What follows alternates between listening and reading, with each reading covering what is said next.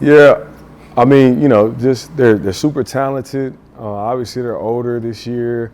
Um, you know, they're older, which is different from the last regime. Obviously, when Cal was there, because they got some good transfers in. But they're fun to watch. They're innovative. They space the floor, shoot a lot of threes. They get up and down, play a pretty good pace. So he's doing a great job, man. I think Coach Pope. I got a lot of respect for him. I remember watching his teams at Utah Valley, and he did a good job there. And obviously, he's climbed the ladder, and now he's at Kentucky, which is his former school, where he's doing a really good job of getting those guys to play pretty hard for him. And I don't think any other coach that came into that situation would understand this rivalry more than Mark Pope does. So. How pleased are you with the way y'all responded defensively from kind of a rough game of Vanderbilt? It was a pretty dominant week. I thought it was great, man. I think the guys, they put their hard hats on and really locked in and focused, and they knew we had a game where we left a lot of meat on the bone and didn't compete the way we probably should have against Vandy. And I thought that they responded in a high-level way, obviously with two teams that were, in the top 20 in offense in the country. And we did a good job of limiting their opportunities and, taking away the threes and making it tough for them. So I was proud of the guys, honestly. I thought we had a really strong week last week. What do you need to do to get Igor kind of back to that offensive consistency he had earlier in the season? Yeah, honestly with Igor, we just got to get him to understand taking the right shots, understanding where to pick his spots, and honestly, as a staff and especially with his teammates for sure, we just got to push him to stay aggressive because we need him.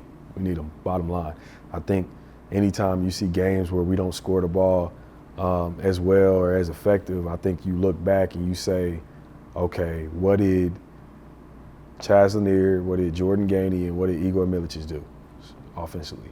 And I think that if we scored the ball well, all three of those guys had pretty good nights. If we don't score the ball well, one or two of those guys didn't have the greatest night. So that's something important for us. Where we got to keep those guys going in the right direction offensively. How much of Igor's shooting was a mental thing versus a shooting form thing or like physical thing, I guess? Yeah, honestly, I think that's a player-specific question because only a player knows when it comes to the shooting. You got to have confidence when shooting the basketball, and a lot of times that comes from within. He puts in a lot of work when it comes to shooting the basketball. And honestly, with some of his misses, when you see it come off his hands, it looks like it's going in, right? So, it's a little bit of bad luck when it comes to that. But, as a player, like I think about, when I was a player, it just came from you have to get confidence in your reps and your preparation. So you could be missing shots. That just means that, when you're out of practice or after practice, when you're getting your individual work in, you just got to shoot more and build back your touch and your confidence from that. And Igor will be fine. Coach, I know you don't want to look past tomorrow night, but big picture with the SEC in mind, how important are these two games this week here at home? Yeah, they're huge. Honestly, every home game you get is huge in this league because I think Bruce Pearl said it the other night. It's hard for anybody to win on the road in this league. I guess it's hard to win road. It's hard to win road games in general, but then you try to win road games in the SEC, and it's just hard. It's tough. We got great environments in this league. We got great coaches in this league. You have guys that take a lot of pride in playing at home in this league. And, some of these home courts are different than they've been in the past due to whether it's new coaches or a new spark in the program, whatever the case may be. So it's hard to win on the road. So when you have home games, you got to take care of your home floor. You got to handle it. You got to use the energy that you get from your crowds to your advantage. So, that's our focus is just to try to come out and play good ball. Happy that, we don't have to pack our bags for the next 3 games. So we're excited about that. You mentioned spacing and threes. What is it that Kentucky does so well? Is it just that or is it more? I think they spread you out offensively. They play with a wide floor, have a lot of DHOs going on the side, guys flying off of zoom actions, as we like to call them. With teams that spread you out and shoot a lot of threes, they're playing 5 out a lot, it keeps you from being in gaps. It keeps you from, being on the, what we call it the white line, but on the mid line. It keeps you from being able to help because you have to get overextended from guarding guys that like to shoot a lot of threes, and they always keep at least 4 guys on the floor that shoot a ton of threes. So that makes it tough to prepare for them. it makes you have to have a little bit more urgency when it comes to your closeout game, and helping the helper with guys when they drive the basketball. But you know, we played teams like this in the past. Honestly, it's different. They're different teams, but like we prepared for Alabama that does some of the similar things as them over the years. So it's not anything that we're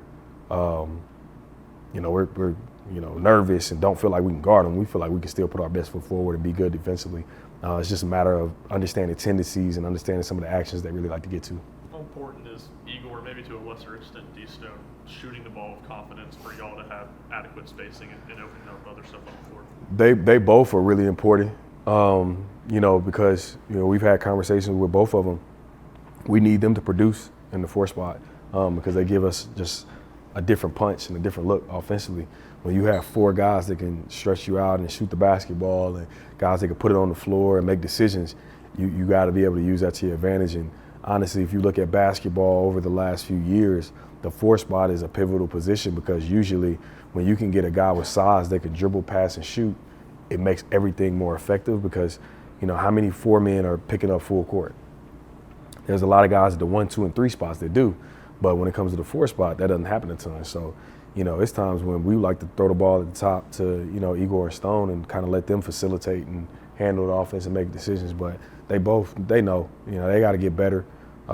They've got to get better at handling that responsibility. They got to get better at producing on a consistent basis. And, that's going to come from them putting in extra work and continue to get better and understand the game. And it's going to come from us as a coaching staff to continue to push them to do that and have confidence in them to make those plays.